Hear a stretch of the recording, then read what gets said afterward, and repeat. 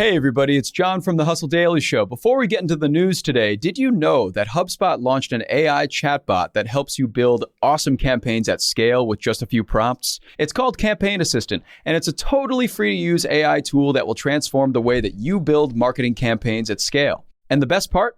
It works seamlessly with all of HubSpot's marketing and sales tools to scale your output across email, social, and more. So AI your way into the most effective campaigns yet at HubSpot.com/campaign-assistant. All right, folks, it's Wednesday, November 30th. I'm Zachary Crockett here with Rob Litterst, and you're listening to another episode of the Hustle Daily Show.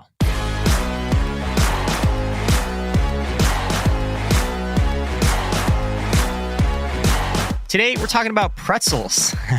Yeah, I know, it sounds not so businessy, but stick with us. The snack industry is booming, and pretzels are sort of at the epicenter of that growth. Rob's going to fill us in. But before we get into that, here's what else is going on in tech and business today.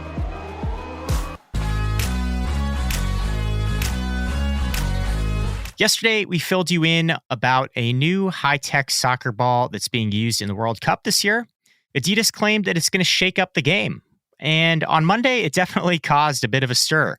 Cristiano Ronaldo claimed that he made contact with the ball via a header before a goal, but Adidas consulted the data relayed by the ball, and they concluded that he did not, in fact, make contact with the ball. The goal was actually scored by his teammate Bruno Fernandes. So that should make for some interesting locker room debates. You may not know this, but 2 years ago, Nestle acquired the world's only approved peanut allergy drug for $2.6 billion. Now the company is planning to sell it off amid low demand. The drug's not doing so hot. Candy Digital, an NFT collectibles firm last valued at $1.5 billion and backed by the likes of Gary Vaynerchuk, reportedly cut up to half its staff. That's amid a larger market drought that has NFT sale volume down by nearly 100% since the beginning of the year. Shopper turnout hit a record high this Black Friday weekend. According to the National Retail Federation, 196.7 million shoppers flocked into stores and spent around $950 billion. The average shopper dropped around $325. That's up from $301 last year. And of course, some of that is thanks to inflation, but a lot of this spending is certainly raising some eyebrows in the context of recession talk. And lastly, remember TikTok's pink sauce? It was this dipping sauce that went viral over the summer. Well, after a TikTok user named Chef Pie posted about her creation, she sold thousands of bottles of that stuff. It wasn't FDA approved, and there was all kinds of drama around it. Well, now that product is officially on the market through Dave's Gourmet Specialty Foods, and the reviews are not great. But you know what reviews are great for is pretzels. Pretzels are kind of having a moment in the sun as a snack. And Rob, you and I have done a lot of chatting on this podcast about various treats. And I feel like you've become kind of our go-to correspondent in the treat market. What's going on with pretzels here? I'll take that title happily. Yeah, we've definitely talked about some niche foods, and I feel like pretzels fits in pretty well. The pretzel business is absolutely booming. If you think back to like when we were in elementary school or middle school, like I remember I would get a bag of rolled gold pretzels in my lunchbox every now and then. That was like what I knew as pretzels as a young kid. Yeah. And I think for most people, that's probably the case. It's either like rolled gold or Snyder's or maybe Utz. But these older companies that only had a few variations. You could either get the classic rolled knot pretzel. You could get a pretzel rod. Like I know my grandpa loved pretzel rods. Oh, yeah. They've always reminded me of old timers, kind of. Yeah, yeah. And you got like those old style Snyder's, the really thick, crunchy ones. Exactly. I mean, speaking of rolled gold and Snyder's, these companies kind of have something of a stranglehold on the pretzel market historically, right? Yeah, so two of the biggest players in pretzels historically are Rolled Gold, which is owned by Frito-Lay, and then Snyder's of Hanover, which was owned by Snyder's Lance, which got acquired by Campbell Soup. And it's this kind of big snack conglomerate. And so those are two of kind of the huge players in pretzels who are owned by even huger food conglomerate companies. And what happened is they just had a super tight grip on the distribution network, fueling local snack aisles, basically. So for a long time, you couldn't really get a ton of variation at the grocery store Another reason there wasn't a ton of variation was just because people weren't making different pretzels. And I think what's really interesting about this kind of pretzel renaissance to me is it kind of follows up on similar moments in other spaces. So if you think about, like, I live in New England and craft beer is just huge out here. I don't really think it matters. Yeah. There's a craft beer scene everywhere now. Right. And same thing with craft or specialty coffee. People love getting different coffee beans from different places.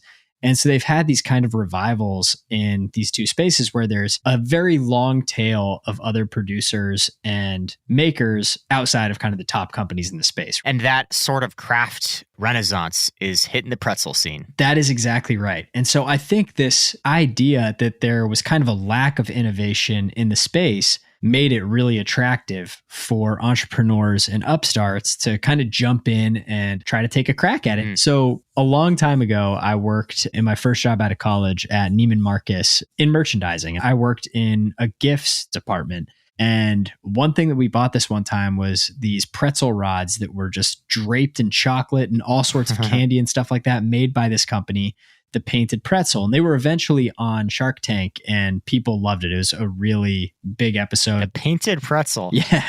Nice. And if you're looking for a holiday gift, I'm not sure what the state of the company is right now, but they're just absolutely ridiculous. Just covered in candy and chocolate and absolutely delicious. But it's startups like that are kind of putting a new spin on the traditional pretzel.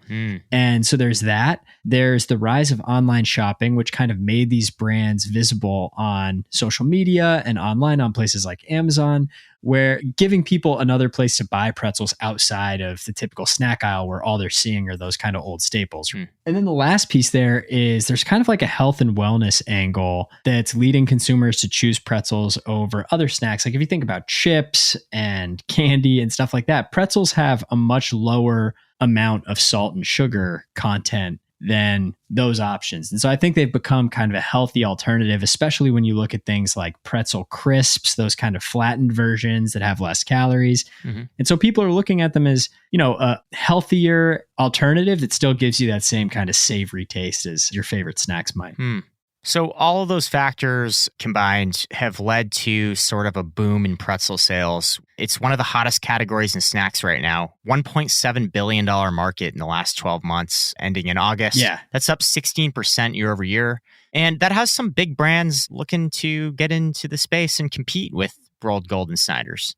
Exactly. Yeah, we mentioned those two. And then about a year ago, Hershey's bought a company called Dots Homestyle Pretzels, as well as their manufacturer, which is a company called Pretzels Inc., for $1.2 billion. And so that's Hershey's second biggest acquisition of all time, which tells you how serious they are about pretzels. Well, I will say, I don't know if you've ever partaken in a Dots pretzel, but there's something else. They're very, very good. I'm not sure that I've ever actually had them now that I look at the packaging. I was going to ask you what your favorite pretzel brand is. Dots is my favorite pretzel. They're really good. I definitely need to try these now. That's awesome. Yeah, they kind of have this like Southwestern spicy kind of seasoning thing going on it's very delightful. Man. Yeah, I am very much into that. I'm looking out for these next time I go to the grocery store and I'll give Dots a shot. Yeah, there's a company, it's called Port City Pretzels that I really like that's out of Portsmouth, New Hampshire.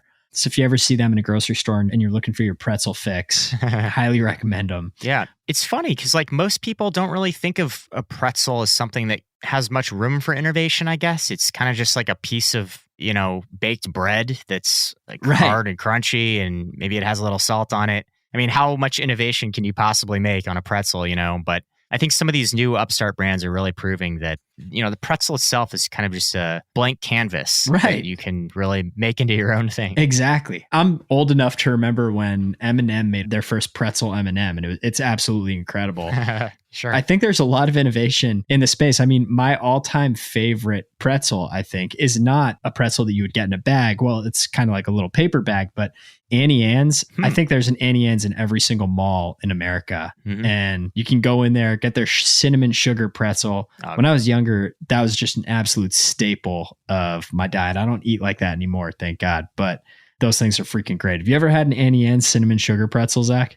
Yeah, they're unbelievable. Wetzel's pretzels. Oh, yeah. All the soft pretzels are on another level for sure. I'll take a soft pretzel almost over anything else. Totally agree. If I have my choice. The funny thing, so our boss here at the Hustle, Jordan, is a Philly guy. I need to ask him about this because when I was growing up, my grandparents lived in Philadelphia. And on random street corners in Philadelphia, they sell soft pretzels. It was just like this random Philadelphia thing. And both my grandparents grew up there, have a lot of family there. And they said this was like an old thing that's been around forever. And so I got to check in on this and see if they've got the old school pretzels going on in Philly. So, speaking of innovation and kind of big industry moves with Hershey's getting into the space, maybe trying to disrupt some of the duopoly of Rolled Gold and Snyder's, where are things heading, you think, in the pretzel space? So I think you hit on a couple of things right there. One cool thing about pretzels is they can go savory and sweet. Mm-hmm. So you find companies like Dots and Port City Pretzels that are really getting innovative with new flavors, like buffalo or zesty ranch or honey mustard. Mm-hmm. But then you can also go the sweet route. So you can do, like I was talking about, the painted pretzel. Sure. Some of these private companies will be able to exist on their own and do really well. But I think there's also a really good chance that some titans of industry in the pretzel space, like Snyder's and Rolled Gold, will probably end up acquiring some of these guys. Yeah. Well, as we all know with any industry, it's hard to get rid of the big guys who've been around for a long time. And, Rolled Gold and Snyder's are titans of industry. And as you said, we might see some consolidation in the pretzel space moving forward. But it's still exciting to, walk down the snack aisle and see some new offerings coming in. Couldn't agree more. I'm putting Dots on the list. Yeah, I might have to run out to the grocery store. They won't let you down.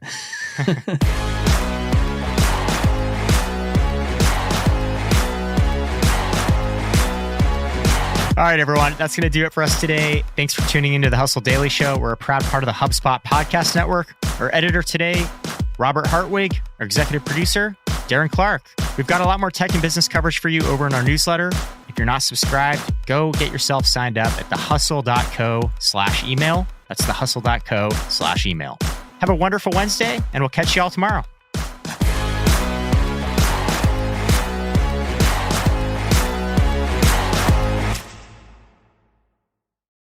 Hey guys, if you listen to the Hustle Daily Show on Google Podcasts, we want to let you know that the option will no longer be available pretty soon. Google is sunsetting its podcast app sometime in early 2024 in favor of YouTube Music, and we want to give you a heads up before it's too late, since that time's almost here. The Hustle Daily Show is available everywhere and anywhere that you listen to podcasts, like Apple Podcasts and Spotify. If you're using YouTube Music, we are there as well. If you're an Android fan, there are plenty of apps like Overcast, Pocket Casts, Player FM, and more. So just search for us wherever you decide to listen to your favorite podcasts.